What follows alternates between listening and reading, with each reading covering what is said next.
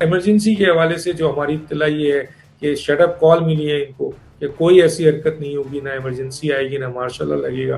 तो ऐसी सूरत हाल में ज़ाहिर है इसका सद्देबाब कर लिया गया होगा, जो अहम तरीन इदारे हैं उन्होंने किया होगा। तो अब इनके पास क्या रह गया? और उनके सामने एक बहुत बड़ी तलवार आके लटक रही है, फॉरेन फंडिंग। तो इनके पास तो सिर्फ ये है कि ये एनआरओ मांगे, क्योंकि सुना है कि मांग रहे हैं अब, और आपके इस्तीफा दें और घर जाएं और किसी को आने दें।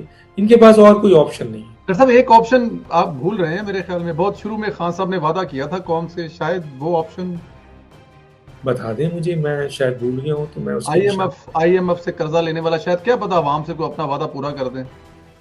तो कौन सा कर्जा अवाम से? उन्होंने कहा था कि कर्जा आईएमएफ के पास जाऊंगा तो खुदकुशी कर लूंगा। हो सकता है, मैं समझ गया, मैं आप कहना चाह रहे हैं कि वो खुदकुशी कर ले।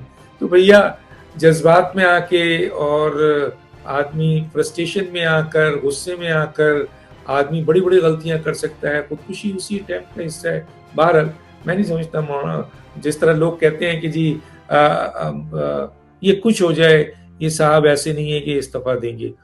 YouTube पर गूगली न्यूज देखने के लिए youtube.com की सर्च बार में गूगली न्यूज टीवी टाइप करें। गूगली न्यूज के पेज पर सुर्ख रंग के सब्सक्रिप्शन वाले बटन पर क्लिक करना ना भूलिए। YouTube पेज पर अपलोड होने वाली वीडियो से बाखबर रहने के लिए बेल आइकन पर क्लिक कीजिए। आपको हर नई वीडियो के बारे में नोटिफिकेशन मौसूल हो जाएगा।